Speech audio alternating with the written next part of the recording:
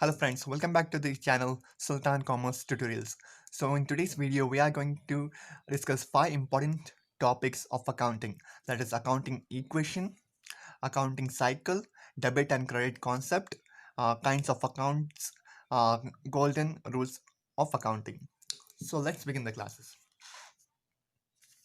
So first we are starting from accounting equation. Accounting equation is also called as balance sheet equation as it shows the basic relationship among the components of the balance sheet. So accounting equation is also known as balance sheet equation. The main use of accounting equation is that it shows that assets of the company are equal to liabilities plus capital. That's what even the equation tells us. The asset is equal to liabilities plus capital. From this first equation, you get two more equations. That is capital. From the first equation, you get two more equation. Capital is equal to asset minus liability. Liability is equal to asset minus capital. Accounting equation states that the asset of a business are always equal to its liability and capital. So you'll better understand by seeing a practical diagram or a picture of the balance sheet. So this is how the balance sheet looks like. This is a very basically just for the understand purpose. Okay? So the format of a balance sheet is liability, amount, asset, amount. So these are the left hand side is liability side and the right hand side is asset side. So the equation tells us that assets of the company are equal to liabilities plus capital. That is, if the asset side is 1 lakh rupees, so the even the liability side, which includes capital plus liability, will also be 1 lakh. So the balances should not differ in the balance sheet. If here it is 1 lakh, even on this side it should be 1 lakh. It cannot be difference like here it's 80,000, here it's 1 lakh. It should not be like that. It should have equal balances. It should tally. So that's what the accounting equation tells us. So coming to the next concept, that is accounting cycle. What is an accounting cycle? An accounting cycle is nothing but a diagrammatic picture that explains the entire accounting process. What is accounting process and what are the accounting cycles? Basically, there are two types of accounting cycles: traditional accounting cycle and modern accounting cycle. There's not much difference between these two. So you'll better understand when you'll see the practical diagram. Okay. So this is the more just accounting cycle, and this is the traditional system of accounting. That is, this is traditional accounting cycle, and here it is, this is modern accounting cycle. So here it's written that accounting cycle is the complete sequence of accounting process which begins with the recording of business transaction in the books of original entry and ends with the preparation of final accounts, which are repeated in the same order in each accounting period. So the first type of accounting cycle is our traditional system of accounting cycle. Okay? So first a business does a transaction. Can you see this diagram? This is the traditional cycle, business accounting cycle. So first the business does a transaction, that is buying and selling of goods for the money purpose. It can be goods or services for the sake of money. It can be cash transaction or credit transaction. So it records its business transaction in the book, in the journal entry books. It records its transaction. After recording into journal entry, it classifies it into ledger. So after ledger, it again goes to trial balance. Then after trial balance, the company prepares final accounts, which includes a profit and loss account, a balance sheet, which are known as final accounts of the company, which are prepared at the end of the year, at the end of the accounting period. So this is modern accounting cycle. There's not much difference.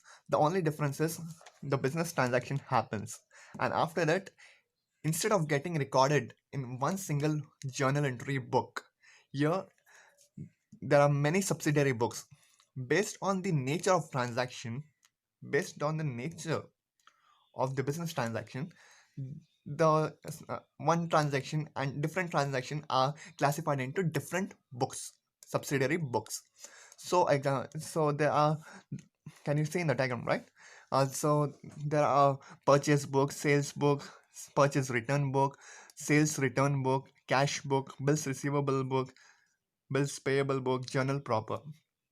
So based on the nature of the transaction, they classify into this box. For example, if the company has purchased some raw material, then it will get recorded in purchase book. And if the company has done some sales, then it will get recorded in sales book. So based on the nature, then the rest of the process will be same. Then comes the ledger, then comes the trail balance, then comes the at the last of the financial accounting financial year final accounts, which includes profit and loss account and balance sheet. ठीक है?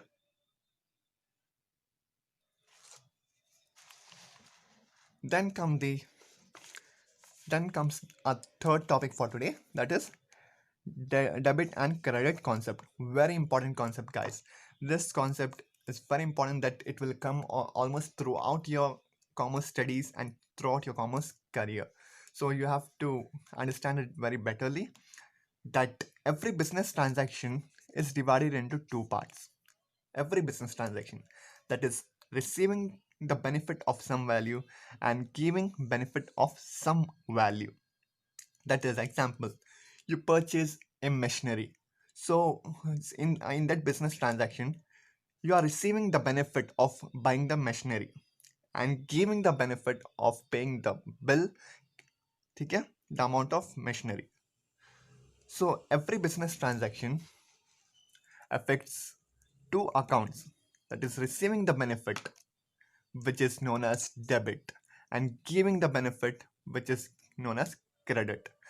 So here we come to know that whatever the company receives, which comes inside the company, or the benefit which the company receives, will be known as debit, and what benefit which the company gives for the sake of receiving some benefit is known as credit.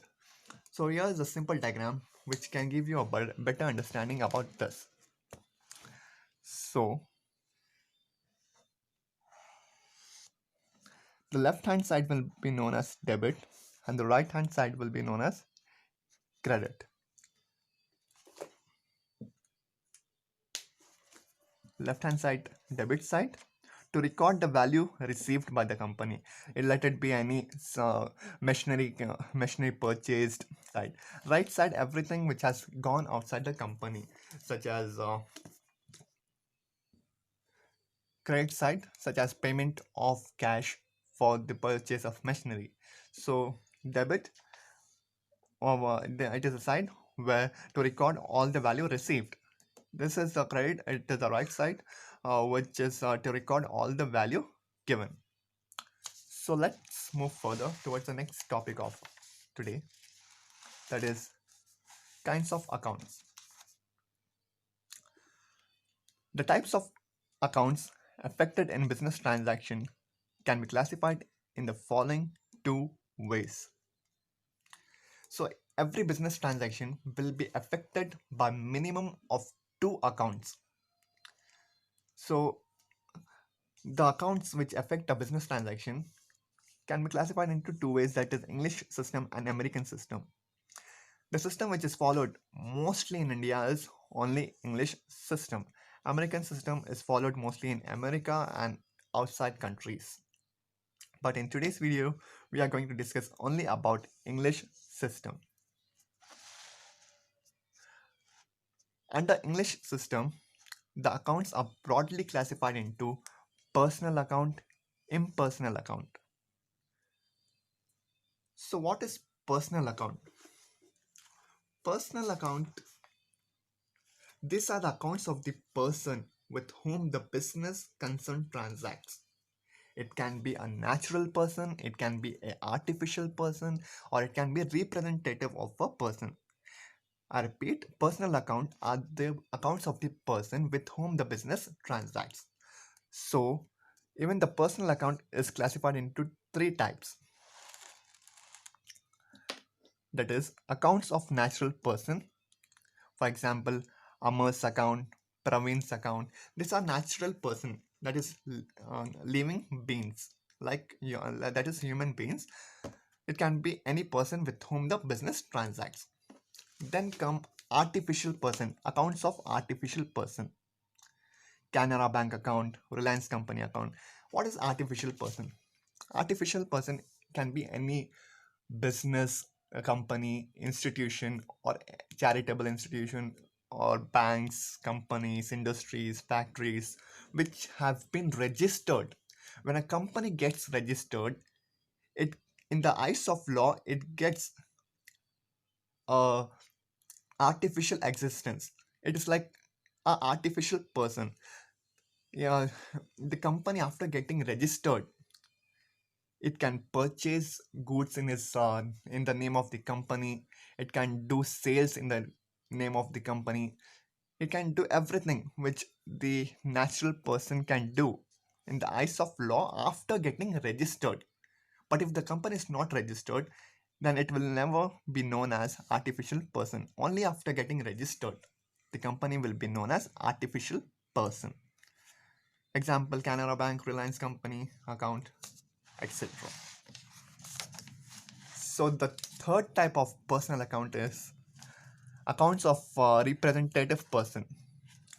What is account of representative person? These are the accounts which represent the natural person or artificial person for some activities. These are the accounts which represent. Actually, it is not a natural person, neither it is artificial person. It just represent either not a natural person or artificial person. For example, salary payable account, salary prepaid account, interest receivable account. This type of items, business accounting items, comes under accounting of representative persons. Okay? So these were the three types of personal account. Then comes impersonal account. In impersonal account, there are two types of account: real account and nominal account. So what is real account? These are accounts of assets owned by the business concern. Accounts of assets that are owned by the business concern. Example, machinery, cash, furniture. Every asset of the company, let it be current asset, fixed asset, which is owned by the company, comes under real account. Then the, then the last type of account under impersonal account is nominal account. These are the accounts of expenses, losses, gains, and incomes. So every expense or the loss which the company incurs comes under nominal account.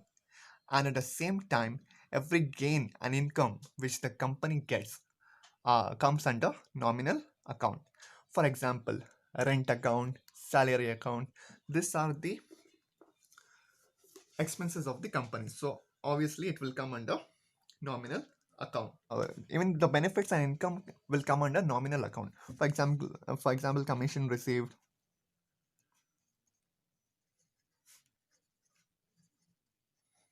yeah, etc. All expenses, losses, and all gains and income will come under nominal account. So the last topic for today is golden rules of accounting. Again, this is a very important topic as these rules you will be using in many of the accounting sums and problems. Speaking in brief, there are three types. There are three golden rules of accounting. That is personal account, real account, and nominal account. We have studied in our earlier pages that what is personal account, what are the types of personal account, what are the examples. And similarly, we have studied what is a real account, what are the types, and what comes under that examples. And similarly, again, we have studied nominal account. So, this rule of personal account applies to everything what comes under personal account that we studied in the before pages. Yeah. In before pages, we had studied the meaning of the personal account and the types. So this golden rules of personal account will get applied to everything which we have studied in that personal account concept. So again, this real account rules will will get applied for everything which we have for all the concept which we have studied in the real account in the previous page. Again, the same thing for nominal account. This rule gets applied for for everything which we have studied in the previous pages. So, what is personal account rule? Debit the receiver, credit the giver. So, rule of real account is debit what comes in, credit what goes out. Nominal account, debit all expenses and losses, credit all incomes and gain. You'll learn this golden accounting rules more better when you will be doing journal entries.